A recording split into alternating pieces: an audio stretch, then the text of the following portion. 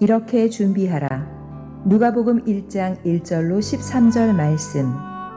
우리 중에 이루어진 사실에 대하여 처음부터 목격자와 말씀에 일꾼된 자들이 전하여 준 그대로 내력을 저술하려고 붓을 든 사람이 많은지라.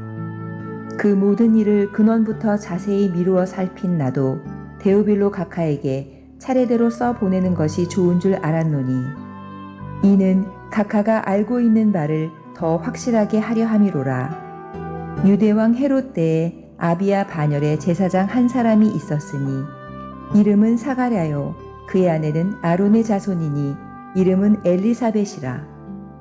이 두 사람이 하나님 앞에 의인이니 주의 모든 계명과 규례대로 흠이 없이 행하더라.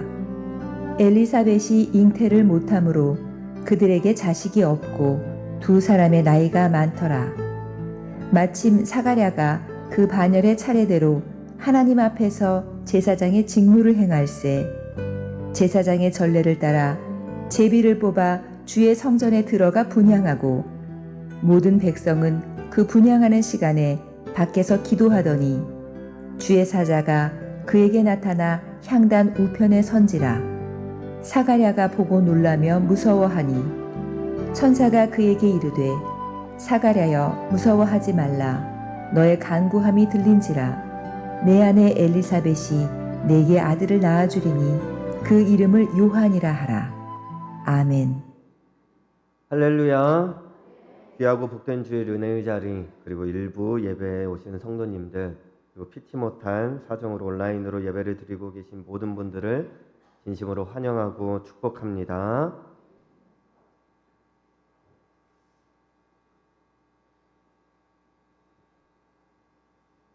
불이 다 안 켜졌네요. 12월입니다. 우리 그리스도인들이라면 12월이라는 것을 생각하자마자 떠오르는 날이 있습니다. 바로 성탄절이죠. 예수님이 태어나신 날입니다. 그 기쁨을 우리가 한 달이 넘도록 준비를 합니다. 그런데 제가 필리핀에 잠깐 갔던 적이 있는데 거기는 10월부터 크리스마스를 준비합니다. 근데 신기한 게 뭐냐면 필리핀은 단 0. 몇 %만이 기독교인이라는 거예요. 0. 몇 %만 기독교인인데 크리스마스를 적어도 2달, 길게는 3달을 준비합니다. 또 12월은요, 1년을 마무리하는 달이기도 합니다. 사복음서는 예수님의 탄생을 그 시작으로 다루죠. 그런데 이 누가복음을 쓴 오늘 말씀을 나눈 그 누가는 오늘 예수님 이전에, 예수님에 대한 내용이 나오기 이전에 한 가지 이야기를 유독 길게 이야기하면서 시작합니다. 누구에 대한 이야기죠? 바로 세례 요한에 대한 이야기입니다.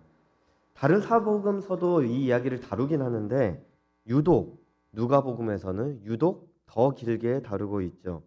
그래서 우리는 누가복음을 통해서 예수님의 길을 미리 준비했던, 예수님 이전을 준비하고 있었던 그 사람에 대해서 우리가 자세한 이야기, 특히 그 세례 요한을 준비시켰던 그 부모에 대한 이야기를 우리가 함께 나눌 수 있습니다. 예수님이 나신 이 성탄절을 준비하면서요, 나는 어떤 마음으로 성탄절을 준비해야 하는가? 누가가 그런 마음으로 이 앞부분을 썼을 것 같아요. 예수님이 오시기 전에 어떤 일이 있었는가? 어떤 마음으로 우리는 준비해야 할까? 우리는 어떤 자세를 가져야 할까? 함께 살펴보는 귀한 시간 되었으면 좋겠습니다. 오늘 이렇게 준비하라 라는 제목으로 말씀을 나눌 때 하나님께서 주시는 은혜가 가득하시길 예수님의 이름으로 축복합니다. 제가 초등학생, 중학생 때 수학을 잘해서 고등학교를 이과로 진학을 했습니다. 고등학생 때 이과 관련 공부를 정말 많이 했던 것 같아요. 이과의 특징은 뭐냐면요, 질문은 엄청 길고 답은 간단하다는 겁니다. 이게 이과의 특징이에요. 문제가 종이의 절반을 넘어갑니다. 문제가 엄청 길어요. 그런데 답은 간단하게 마이너스 1, 0, 아니면 1. 딱 이렇게만 나오는 게 정말 많습니다.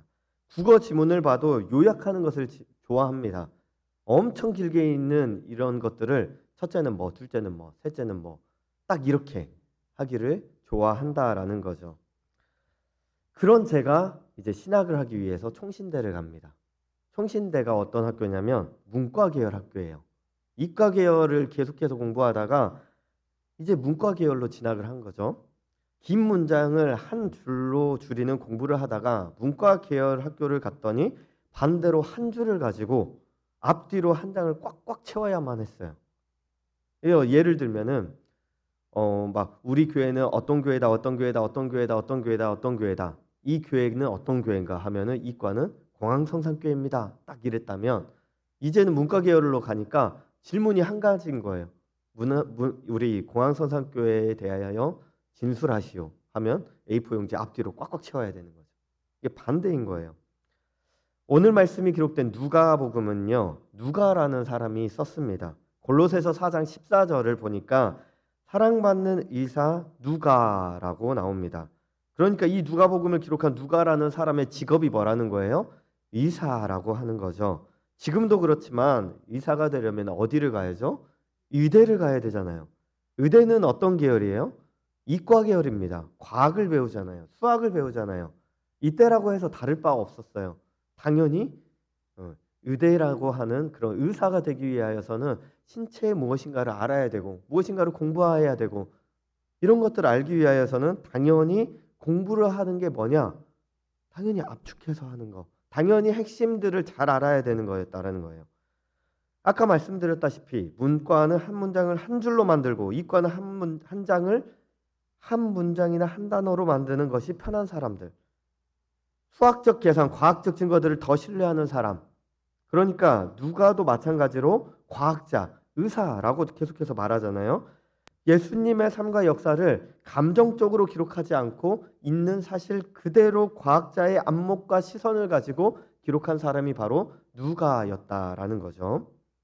누가복음 1장 3절에서 뭐라고 말을 하냐면 그 모든 일을 근원부터 자세히 미루어 살폈다. 차례대로 써 보내는 것이 좋았다라는 것을 말을 하고 있는 겁니다. 그런 누가가 예수님의 이야기를 하기 전에 세례 요한에 대한 이야기를 먼저 합니다. 그것도 다른 사복음서, 다른 공간복음에서보다 더 길게 다루고 있다라는 거죠. 쓸데없는 말을 줄이고 답을 만들어 가야만 하는 사람이 다른 사람들보다 더 길게 이 이야기를 다루고 있었다라는 거예요. 이 말은 누가가 세례 요한에 대한 이야기가 반드시 그것도 길게 필요했다라는 겁니다. 그래서 세례 요한은 누구냐? 누가복음이 말하는 세례 요한은 이렇습니다. 1장 15절에 보면 주 앞에 큰 자라고 말을 하고요. 1장 16절에 보면 하나님께로 많이 돌아오게 할 자. 그래서 세례를 많이 주면서 하나님께 돌아오는 사람들을 많이 만들었죠. 죄를 사하는 권한을 가지고 계속해서 하나님께 돌아오도록 말을 했습니다. 17절에 보면 엘리야가 심령과 능력으로 그 엘리야가 가졌던 심령과 능력을 가지고 베풀었던 사람이 바로 세례 요한이었다라는 거죠. 이렇게 중요한 세례 요한, 심지어 누가가 뭐라고까지 하냐면 7장 28절에는 여자가 낳은 자 중에 가장 큰 자가 바로 세례 요한이었다라고까지 말을 합니다. 종교 지도자들을 독사의 자식이라고까지 그렇게 불렀던 유대인들의 시대에 어떻게 이런 사람이 나타나서 예수님의 길을 미리 준비할 수 있었는가? 그 이유는 바로 세례 요한의 부모인 사가랴와 엘리사벳 때문이었죠. 누가복음 1장 5절에 보면 이 두 사람에 대해서 나옵니다. 유대왕 헤롯 때에 아비야의 반열에 제사장 한 사람이 있었으니 이름은 사가랴요. 그의 아내는 아론의 자손이니 이름은 엘리사벳이라 하면서 이 두 사람이 등장하게 됩니다. 이 두 사람은 도대체 어떤 사람들이었고 도대체 어떤 사람들이었기 때문에 세례 요한과 같은 귀한 사람을 낳고 키울 수 있었을까? 우리가 함께 세 가지로 살펴보길 원합니다. 세례 요한은 어떤 부모의 사람들을 만났나? 세례 요한의 부모는 어떤 사람이었나? 첫 번째는 하나님 앞에 선 사람이었다라고 말을 합니다. 성경은요, 세례 요한의 아버지 사가랴가 제사장이었다라고 말을 하고 있습니다. 그래서 그는 제사장으로서 제사장의 직무를 수행하는 사람이었죠. 그때 당시에 제사장은 어떤 사람들이었냐면 자기 집에서 거하다가 제비를 뽑거나 아니면 어떤 사유로서 자기의 일을 하게 되면 그때 이제 가서 성전으로 가서 제사장의 직무를 하는 사람이었습니다. 자기의 직무를 하는 그 시간 말고는 집에 있던 사람, 그리고 이제는 자기의 직무를 해야 할 때가 되면 다시 성전으로 가거나 자기의 직무지에 가서 일정의 기간을 복무하는 사람을 말을 합니다. 지금으로 말하면 어떤 사람이냐면 예배 인도자의 직무를 했다라는 거예요. 누가복음 1장 8절 9절을 보면 마침 사가랴가 그 반열의 차례대로 하나님 앞에서 제사장의 직무를 행했다. 제사장의 전례를 따라 제배를 뽑아서 주의 성전에 들어가 분향했다라고 말을 합니다. 구약 시대 때부터 계속 해왔던 제사장의 직분이죠. 정말 다양한 일을 했습니다. 제단 청소도 했고요, 불을 준비하기도 했고요, 촛대와 향단을 준비하기도 하고 청소하기도 합니다. 촛대의 기름을 준비하기도 하고요, 향을 피우고 제물을 준비하고 제물을 바치기도 합니다. 정말 수도 없이 많은 일들을 했죠. 이런 것들이 지금 시대에 와서 똑같이 교회의 일, 봉사의 일, 헌신의 일, 섬김의 일로 다 자리 잡고 있는 거죠. 그래서 우리가 만인 제사장이다 하면서 각자의 제사장 일을 맡아서 하고 있기도 합니다. 구약 말미 선지서들에도 제사장들의 허위 허식을 보여주면서 그렇게 급급하면서 막상 하나님께 혼이 나서 내가 뭘 잘못했습니까? 라고 말하는 그런 사람들이 제사장이기도 했습니다. 말라기 1장 7절 8절에 보면 8절을 먼저 보면 눈먼 희생 제물을 바치는 것이 어찌 악하지 아니하며 저는 것 병든 것을 드리는 것이 어찌 악하지 아니하냐. 이런 것들을 드려왔다라는 거예요. 사람들이 이런 것들을 드렸는데 문제는 뭐예요? 제사장들이 이런 것들을 받았을 때 이거 멍들었어요, 이거 눈 멀었어요, 이거 흠이 있어요 하면서 돌려보내야 되는데 이것을 제사를 드렸다라는 거예요. 그러면서 7절에 뭐라고 했다라는 거예요? 우리가 어떻게 주를 더럽게 하였나이까? 예배는 드렸지만 하나님께서 받지 않으시는 예배를 드렸다라는 겁니다. 그런 제사장의 무리에 누가 있었다라는 거예요? 사가랴가 있었다라는 거예요. 지금 말라기 시대가 약 400년 전이거든요. 400년 전부터 이제 계속해서 있던 그 시기에 사가랴도 있었어요. 그런데 사가랴는 누가가 말하길 달랐다라는 겁니다. 모든 사람들이 이러고 있는 시기에 사가랴는 달랐다. 그러면 사가랴는 뭐가 다르기에 세례 요한과 같은 아들을 준비할 수 있었을까요? 코로나 시기가 시작되면서 가장 많이 다른 한 가지가 있습니다. 일상생활에서 가장 많이 다른 점이 있다는 거예요. 그게 뭐예요? 저와 여러분의 차이점. 마스크. 모든 사람들이 마스크를 쓰기 시작했습니다. 마스크 안 표정이 보이지 않게 되는 것에 장점과 단점이 있죠. 단점이 뭐냐면 저희가 설교를 할 때도 예전에는 마스크를 쓰고 설교를 했잖아요. 그러면 웃긴 이야기를 하거나 뭔가 유머를 하게 되면 표정으로도 약간 익살스러운 표정을 지어야 되는데 유머를 하고도 아무도 웃지 않아요. 왜요? 표정이 모르니까 저게 웃긴 말인가? 농담인가? 하면서 빨리 캐치하신 분이 웃으면 농담인가 보다 하면서 같이 웃고, 또 뭔가 진지한 말을 할 때는 진지한 표정을 지어야 되고, 또 뭔가 슬픈 이야기를 할 때는 슬픈 표정을 지어줘야 되는데 마스크 안에 있으니까 이게 쉽지 않은 거예요.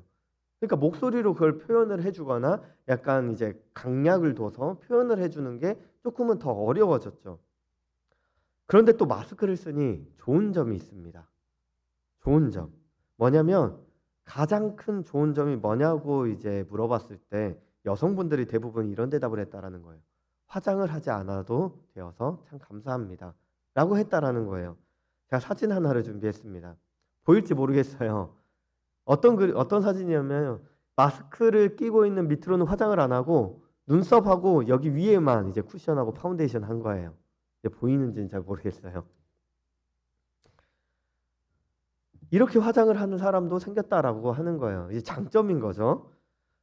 또 장점이 뭐냐면 누군가 기분 나쁜 말을 하면 예전에는 표정 관리하면서 그렇죠 뭐 어쩔 수 없죠 뭐 하면서 이제 표정 관리를 했다 한다면 마스크로 가리니까 안면에 대고 그 사람 욕을 중얼중얼 거리는 거예요. 막 이제 옆에서 상사가 막 이거 재밌지 하면 재밌네요 하면서 입술로 막 재미없어 해도 아무도 몰라요. 장점이래요. 사람이 어쩌면 다 그런 모습을 갖고 있다라는 거예요. 대놓고 하라면 못 하는데 가려진 곳에서는 또 하게 되는 거죠. 마찬가지로 예수님 당시의 제사장들도요, 겉으로는 신실하고 믿음이 좋아 보이는데 속으로는 형식적이었다라는 거예요. 그래서 예수님께서 당시의 제사장들, 바리새인들의 모습을 보면서 뭐라고 하시는 거예요? 마태복음 12장에 보면 독사의 자식들아 너희는 악하니라고 말을 했잖아요. 독사의 자식들이라고 말을 했어요. 이게 제사장들, 바리새인들, 서기관들의 모습이었습니다. 또 마태복음 23장에는 화 있을진저 외식하는 서기관들과 바리새인들이여 너희들은 회칠한 무덤과 같다라고 말을 합니다. 그 내용물은 무덤인데 그 내용물을 좋게 보이려고 새 건물처럼 번지르르하게 보이려고 마치 리모델링한 것처럼 그 안에는 바퀴벌레도 엄청 많고 물도 줄줄 새고 곰팡이도 잔뜩 피어 있는데 그냥 도배 한번 하고 마는 거예요. 회칠한 무덤으로 만들어놨다라는 거예요. 바리새인들, 그 율법교사들, 여기에는 제사장도 속해 있어요. 사가랴가 속한 그 무리들도 다 속해 있어요. 그러면 사가랴는 어떤 마음과 어떤 자세로 섬겼다라고 말을 하나요? 오늘 누가복음 1장 8절에 이렇게 말합니다. 마침 사가랴가 그 반열의 차례대로 제사장의 직무를 행할세. 어떻게 행했다라는 거예요? 하나님 앞에서 행했다라는 거예요. 하나님 앞에서. 보이지 않는 하나님을 의식하고 하나님이 눈에 보이듯 그 앞에서 자기 해야 할 예배의 의미를 온전히 그 예배의 의무를 다 온전히 행했다라는 거예요. 사가랴는 자기 자신의 직무를 하나님이 직접 보시는 것처럼 하나님이 직접 내 옆에 있는 것처럼 하나님이 내 앞에 계시는 것처럼 행했다라는 거예요. 이게 어떤 자세예요? 로마서 12장에 보면 하나님이 기뻐하시는 거룩한 산 제물로 드린 거예요. 우리가 선물을 줄 때 거룩한 산 제물을 가지고 왔어요. 아주 기쁜 선물을 가지고 왔어요. 그러면 선물을 가지고 이 선물을 이 당사자한테 주면 받는 당사자가 리액션을 하잖아요. 와, 어떻게 이런 선물을 줘? 어떻게 내가 이거 필요한지 어떻게 알았어? 하면서 막 박수치면서 웃으면서 기뻐하잖아요. 그게 이 말씀이에요. 하나님이 기뻐하시는 거룩한 산 제물. 이게 뭐라는 거예요? 이게 바로 영적 예배니라. 예배를 누가 기뻐하게 드리라고 합니까? 내가 기뻐하는 것이 아니에요. 어떤 분들은 예배 드리라고 하면 기도하고 찬양하면 뭐가 좋냐라고 말을 하면 이런 대답을 합니다. 하고 나니까 속이 뻥하니 뚫리고 시원하니 좋아요. 하나님한테라도 털어놓으니까 확실히 후련하고 좋아요. 이렇게 대답을 합니다. 물론 예배의 여러 기능 중에 한 가지 이런 기능이 있어요. 하지만 1순위의 기능이 예배의 기능이 이게 아니라는 거죠. 내가 예배드리고 기도하고 찬양했을 때 가장 먼저는 이것이 하나님께서 기쁘게 받으시는 예배인가 생각해 봐야 한다는 거예요. 그게 바로 우리가 드려야 할 진정한 예배라는 겁니다. 하나님이 기뻐하시는가. 사가랴는 하나님이 기쁘시게 하나님 앞에서 예배드리고 섬겼다라고 말을 합니다. 엘리사벳도 마찬가지예요. 누가복음 1장 5절에 보면 그의 아내는 아론의 자손이니 라고 말을 합니다. 그냥 넘어가는 게 아니고 사가랴는 제사장이고 그의 아내는 아론의 자손이다. 그런데 이 둘은 달랐다라는 거예요. 자녀에게 우리가 그냥 우리 아빠 장로님이에요. 우리 아빠 안수 집사님이에요. 엄마는 권사님이에요. 이렇게 말하도록 그렇게 교육을 한 게 아니고 하나님 앞에서 그리고 자녀 앞에서 부끄러움이 없는 예배의 모범을 보여주어야 한다라는 겁니다. 예배의 성공은요, 곧 삶의 성공으로 이어집니다.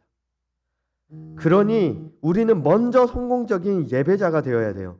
세례 요한과 같은 하나님의 사람이 등장할 수 있었던 배경에는요, 사가랴와 엘리사벳 같이 하나님 앞에서 예배하는 부모가 있었습니다. 예수님의 오실 길을 예비한 세례 요한의 부모는요, 예배의 사람, 곧 하나님의 앞에 선 그런 사람들이었습니다. 여러분은 예배의 모범을 보여주고 계십니까? 여러분은 믿음의 부모로 살아가십니까? 여러분은 하나님 앞에 서 계십니까? 이런 부모, 이런 모범이 되는 성도님들이 되시길 예수님의 이름으로 간절히 소망합니다. 세례 요한을 준비했던 사가랴와 엘리사벳은 어떤 부모였나? 두 번째는 말씀의 사람이었다라는 거예요. 누가복음 1장 6절에 보면 이렇게 나옵니다. 이 두 사람이 하나님 앞에 의인이니 주의 모든 계명과 규례대로 흠이 없이 행하더라. 누가는 사가랴와 엘리사벳이 하나님 말씀의 계명과 규례대로 살았다라고 증언하는 거예요. 말씀을 따라 흠없이 살고 있었다라는 거죠. 물론 이 말이 당시의 모든 율법, 항상 이제 설교할 때 하라 하지 말라 하는 그런 말들이 615개가 있었다라고 말을 하잖아요. 뭐 615개의 율법을 다 지켰다. 하나님이 지키라고 하신 모든 명령들을 전부 완벽하게 지키며 살았다. 이런 말이 아니에요. 결정적인 흠을 잡을 수 없는 성숙한 인생을 살았다라는 겁니다. 그러니까 그냥 율법을 읽고 머리로만 아는 것이 아니었다라는 거죠. 제사장이었으면 글을 읽을 줄 알아요. 제사장이었으면 그 글이 담긴 내용이 뭔 줄 알아요. 그러니까 그것을 설명을 하는 거죠. 대표적으로요. 솔로몬을 보면 열왕기상 10장과 11장에 보면 이런 내용이 나옵니다. 솔로몬의 말들은 애굽에서 들여왔다. 왕의 상인들이 값을 주고 사왔다. 또 솔로몬 왕이 바로의 딸 외에 이방의 많은 여인을 사랑했다. 이것을 솔로몬을 두고 이 구절을 가지고 왜 비난을 해요? 왜 비판을 해요? 율법을 어겼기 때문이에요. 그토록 율법을 주야로 묵상하면서 이것이 율법이 하나님의 말씀 안에 이 율법의 내용이 들어있는지 들어있지 않은지 솔로몬 왕이 알고 모르고 당연히 알았죠. 당연히.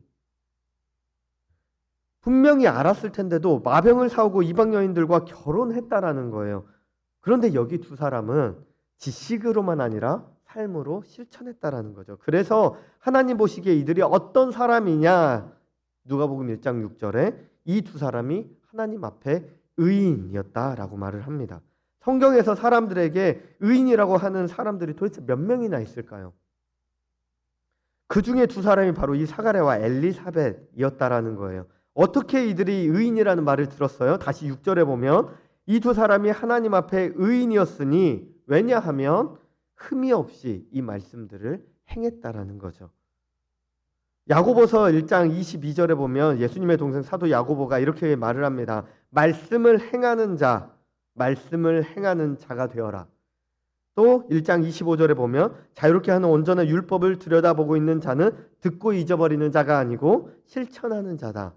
의인이 어떤 자라는 거예요? 말씀을 행하는 자가 의인이고 말씀을 듣고 실천하는 자가 의인이라는 거예요. 그냥 착하게 살아가는 사람이 아니에요. 기부를 많이 하는 사람들이 세상으로는 와 의인이다. 저 선한 사람이 의인이다 라고 말을 하지만 하나님께서는 성경에 적어놓기로 어떤 사람이 의인이냐라고 말을 하냐면 하나님의 말씀대로 실천하며 살아가는 사람이 바로 의인이다 라고 말을 하는 겁니다. 예전에 제가 라디오를 듣는데 극동방송에 이런 이야기가 나왔어요. 어느 목사님이 이제 건강검진을 하는데 어떤 한 장기의 기능이 너무 약화돼가지고 아무래도 이제 좀 이식을 해야 되겠다라는 검사 결과를 받게 됩니다. 그런데 이 목사님이 친척들이 하나도 없어요. 자녀들도 너무 아파요. 안 좋아요. 건강 상태가. 마음에 엄청 고민이 많다가 주일이 되어서 설교를 하게 된 이 목사님이 전후 사정을 설교 시간에 말을 하고 이제 교인들 가운데서 자기에게 장기 기증을 해줄 사람이 있었으면 좋겠습니다라고 말을 했다라고 해요. 그러면서 혹시라도 자기에게 장기 기증을 해주고 싶은 사람이 있으면 손을 들어주세요 하니까 막 성도님들이 이제 옆에를 쳐다보다가 한두 명씩 손을 들기 시작합니다. 그곳에 있는 1000여 명의 성도님들이 거의 다 손을 다 들어요. 이제 목사님이 이제 감동을 한 거죠. 그래서 이렇게 말을 합니다. 여러분 참으로 감사합니다. 주의 종을 사랑하는 분들이 이렇게 많다는데 참 감동이고 놀랐습니다. 그러나 장기는 딱 한 사람의 것만 필요합니다. 이런 상황에서 제가 어느 사람을 지정해서 그 사람에게 내 아이에게 장기를 달라고 하면 덕이 되지 못하니 제가 오리털 하나를 꺼내 입으로 분 후에 이 오리털이 머리 위에 앉은 사람을 기증자로 선정하겠습니다 라고 말을 했다라는 거예요. 목사님이 오리털 하나를 탁 뽑아가지고 와가지고 후 붑니다. 이 오리털이 강단을 떠나서 회중석으로 날아가겠죠. 그리고 오리털은 누군가의 머리 위에 앉게 될 겁니다. 이게 이제 자연스러운 수순이 되겠죠. 그런데 무슨 일이 일어나게 될까요? 오리털이 가까이 오니까 성도님들이 자기 쪽으로 오는 그 오리털을 보면서 너무 감동해서 어떻게 했는지 아세요? 갑자기 고백을 하기 시작합니다. 주여 할렐루야 아멘. 이걸 왜 했을까요? 오리털 옆으로 날아가라고. 이렇게 오리털이 오니까 주여 하니까 오리털이 옆으로 날아가요. 그 옆에서 그 오리털이 나한테 오니까 할렐루야 하니까 또 옆으로 날아가요. 결국 오리털은 어느 누구의 머리에도 앉지 못하고 예배 시간이 끝났다라고 합니다. 모두가 아멘 하기만 하면 되는 것이 아니라는 거예요. 그에 대한 책임을 져야 됩니다. 말씀을 들었다면 행동으로 실천하는 책임을 져야 한다라는 거예요. 엘리사벳과 사가랴가 하나님의 말씀의 사람으로 살아가며 무엇을 받게 되나요? 무슨 복을 받게 됩니까? 특별한 아들, 예수님의 오실 길을 준비한 세례 요한을 선물로 받게 되잖아요. 오늘날 우리들은 과연 말씀의 사람으로 살고 있을까요? 아니, 더 정확하게 말해서 들은 말씀 그대로 행동하며 실천하며 살아가고 있을까요? 예배 때는 말씀을 들으면서 삶으로 나아가서는 말씀과 전혀 상관없는 삶을 살아갈 수도 있다라는 거예요. 말씀대로 살아가시길 바랍니다. 할렐루야. 말씀대로 살아가실 때 우리 자녀들, 우리 가족들, 우리 목원들이 그 모습을 보면서 세례 요한과 같이 예수님을 준비하는 자들로 자라나게 된다라는 거예요. 우리의 자녀들, 우리의 가족도 우리 목원들이 세례 요한과 같은 은혜의 사람들로 바뀐다라는 거예요. 오늘 우리의 행위가 말씀을 드러내고 있는지 점검해 봐야 합니다. 그러면 말씀의 부모에게서 말씀의 자녀가 나오고 말씀의 남편과 말씀의 아내에게서 말씀의 가정이 나오고요. 말씀의 성도에게서 말씀의 교회가 만들어지게 될 것입니다. 이런 은혜, 곧 말씀을 그대로 행동하는 은혜가 우리 공안성산교회 성도님들 가운데 풍성히 넘치시길 살아계신 예수님의 이름으로 간절히 축복합니다. 세례 요한을 준비했던 사가랴와 엘리사벳은 어떤 부모였나? 세 번째는 기도의 사람이었습니다. 기도의 사람. 누가복음 1장 13절에 보면 천사가 그에게 이르되 사가랴여 무서워하지 말라. 너의 간구함이 들린지라. 내 아내 엘리사벳이 네게 아들을 낳아주리라. 그 이름을 요한이라 하라. 아멘. 그들이 간구하였다라고 하죠. 그리고 그 간구가 응답된 것을 볼 수 있습니다. 그들은 간구의 사람, 곧 기도의 사람이었죠. 무엇을 간구했을까요? 1장 7절에 보면요. 엘리사벳이 잉태를 못함으로 그들에게 자식이 없었다라고 말을 합니다. 자식을 달라고 기도했다라는 거예요. 간구했다라는 거예요. 우리가 이제 교회 안에서 이미 많이 배웠다시피 고대 세계에서는 자식이 바로 미래였어요. 자식이 곧 그들의 비전이었고요. 그게 그들에게 내려진 복이었죠. 하나님께서 주신 복이었어요. 문제는 뭐냐면 그들은 자식이 없었으니 아주 간절히 기도했음에도 불구하고 응답이 없었다라는 거죠. 우리의 기도, 우리의 간구에도 불구하고 응답이 없을 수 있다라는 것을 알려주는 겁니다. 두 사람은 기도하다가요, 가임기를 지나서 아마 포기했을 것 같아요. 그래서 하나님이 자식을 주시겠다 하심에도 믿지 못합니다. 누가복음 1장 18절에 보면 사가랴가 천사에게 이르되 내가 이것을 어떻게 알리오? 라고 말을 합니다. 내가 늙고 아내도 나이가 많으니이다. 내가 이거 어떻게 압니까? 라고 말을 하는 거죠. 그래서 이렇게 의심하는 일로 말미암아 앞으로 무슨 일이 일어나냐면 자식을 낳기까지 잠시 언어를 잃어버리는 징계를 받게 됩니다. 그러나 중요한 것은요, 우리의 모든 기도를 하나님은 기억하고 알고 언젠가는 반드시 그 뜻 가운데 드러내신다라는 거예요. 그리고 하나님은 당신의 때, 당신의 방법으로 반드시 응답하신다라는 겁니다. 제가 지난주에 소년부에서도 나눴던 이야기인데요. 미국은 땅이 넓어서 그런지 자연재해도 매년마다 참 많이 일어나죠. 우리가 뉴스에 보면요, 계속해서 자연재해가 미국 땅에 비가 얼마나 일어났느니, 홍수가 일어났느니, 지진이 일어났느니, 미국이 얼마나 넓은지 계속해서 그런 것들을 보여줍니다. 오래전에 허리케인이 미국의 플로리다주를 강타한 적이 있었다라고 합니다. 순식간에 계속해서 이 허리케인이 강하게 불어일으켜서 순식간에 홍수가 일어났다라고 해요. 찰스 시어즈라는 사람의 이 집이 작은 호숫가 근처에 있었는데 갑자기 불어난 물로 인하여서 이 가족들이 아주 곤란하게 되었다라고 합니다. 찰스에게는 아내와 3명의 자녀가 있었는데요. 갑자기 불어난 물로 계속해서 피해가는데 2층 집이 2층으로 이제 피난을 가고 또 옥상으로 피난을 갑니다. 그런데 멈추지 않고 계속해서 물이 차오르게 됩니다. 물이 계속 차오르는데 어떻게 할 수가 없으니까 옆에를 이제 주변을 계속해서 둘러보는데 키가 큰 고목나무 하나를 발견하게 됩니다. 그래서 헤엄쳐서 가족들과 함께 그 고목나무로 오르게 돼요. 물은 멈추지 않고 계속해서 물이 차오릅니다. 고목나무를 계속해서 잡고 올라가고 또 올라갑니다. 그러나 계속해서 물은 차오르고 점점 나무도 잠기게 되죠. 그때 찰스가 절망적으로 아내에게 이렇게 말을 합니다. 여보, 이젠 틀린 것 같아. 단란하던 5 식구의 끝이 보이는 것 같습니다. 그러나 그의 아내가 이렇게 말을 합니다. 여보, 그런 말 하지 마세요.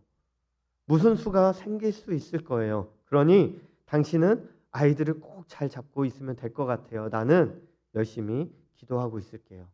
라고 하면서 한 명은 기도를 하고 한 명은 아이를 계속해서 올리면서 물이 차오를 때마다 계속해서 고목나무를 올라가기 시작합니다. 물이 더 차오릅니다. 찰스와 아내는 한 손으로는 나뭇가지를 붙잡고 다른 한 손으로는 아이들을 잡고 물 위로 올립니다. 물이 계속 차고 이제는 얼굴 밑까지 물이 올라왔습니다. 고목나무 더 이상 올라갈 자리가 없습니다. 그때 아내가 찬송가 하나를 생각해내서 같이 부르자고 합니다. 그 찬송가가 바로 찬송가 382장입니다. 너 근심 걱정 말아라. 주 너를 지키리. 주 날개 밑에 거하라. 주 너를 지키리. 주 너를 지키리. 아무 때나 어디서나 주 너를 지키리. 늘 지켜주시리. 이 찬송가를 계속 불러요. 하나님이 지켜주시기로 했는데 왜 안 지켜주실까? 하나님이 지켜주시기로 했는데 왜 안 지켜주실까? 이 찬양을 계속 부르면서 기도를 합니다. 찰스와 아내는 이 찬송가를 부르는 와중에 물이 코끝까지 차오르는 것을 경험합니다. 이제는 못하겠다. 숨을 꾹 참고 이제는 기도도 나오지 않고 찬송도 나오지 않고 숨을 꾹 참고 속으로 기도를 하고 속으로 찬양하기 시작합니다. 그런데 이제 위에 있던 이 세 아이들, 손으로 받쳐서 올려놓은 이 아이들이 지금 엄마 아빠가 죽게 된 이 상황에서 갑자기 손뼉을 치고 박수를 치고 미친 듯이 웃고 환호성을 지르는 거예요. 깜짝 놀라서 이 아이들이 뭐 하고 있나 보니까 어디를 보면서 막 박수를 치면서 웃고 있는 거예요. 하고 쓱 보니까 배 한 척이 둥둥둥둥 떠내려오는 거예요. 찰스의 가족들은 배를 보내주신 하나님을 찬양하면서 그 배를 타고 살아나게 되었다라고 합니다. 이 이야기는 가이드 포스트라는 은혜의 순간을 담은 월간지에 기록된 실화라고 해요. 우리는요, 기도하면서 이런 말을 많이 합니다. 정말 이 기도를 하나님이 들어주실까? 이 기도를 정말 하나님이 듣고 계실까? 의심하는 거죠. 내 속이 편하려고 기도하는 분들이 많습니다. 아까도 말씀드렸죠. 어떻게든 속상한 것이라도 통성기도로 풀어내야 속이 풀리는 것 같아요. 그래서 기도하는 분들도 참 많습니다. 그런데 그게 아니에요. 기도에는 능력이 있습니다. 믿으십니까? 우리의 기도를 하나님이 듣고 계십니다. 믿으십니까? 그냥 이 내용들이, 오늘 말씀의 내용들이 그냥 나오는 게 아니에요. 사가랴 이름의 뜻이 무엇인 줄 아십니까?